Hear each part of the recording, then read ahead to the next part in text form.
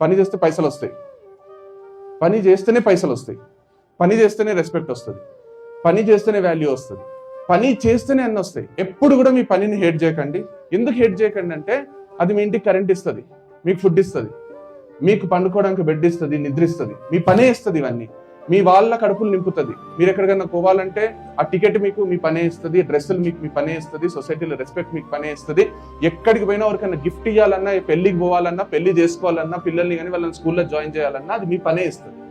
So పని ఇంత ఇస్తున్నప్పుడు ఈ దరిద్ర పని నేను ఎందుకు చేస్తున్నా అనుకుంటే అమ్మని నాన్నని ఎదురు మాట్లాడినట్టు వాళ్ళతో గలీజ్గా మాట్లాడిన దానికంటే గలీజ్ అది. సో అర్థం చేసుకోండి, అంత ఇచ్చిన దాన్ని ఇచ్చేటివి ఏమి చూడం. ఈరోజు షూస్ వేసుకొని ఇట్లా బయటికి పోతాం, ఒక హోటల్కి పోయి బిల్లు కడతాం, తింటుంటాం, ఇంట్లో వండుకుంటుంటాం, బియ్యం కొనుక్కుంటుంటాం, చికెన్ తెచ్చుకుంటాం. అన్ని చేసేటప్పుడు గుర్తురాని పనికి పోయేటప్పుడు గుర్తొస్తుంది ఈ దరిద్ర పని. సో అవన్నీ కూడా ఇదే ఇస్తుంది. రోజుకి 8 గంటలు కష్టపడితే మిగతా 16 గంటల లైఫ్ కూడా ఇస్తుంది ఇది.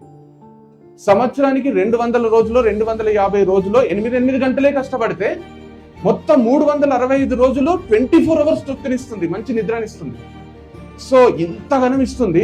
మీ లైఫ్ లో జస్ట్ 15% మీరు పని చేస్తే 85% రిజల్ట్స్ అది ఇస్తుంది. 85% ఎంజాయ్ చేసుకుంటే 15% చేయడానికే చీదరించుకుంటున్నాం, ఇరిటేట్ అవుతున్నాం.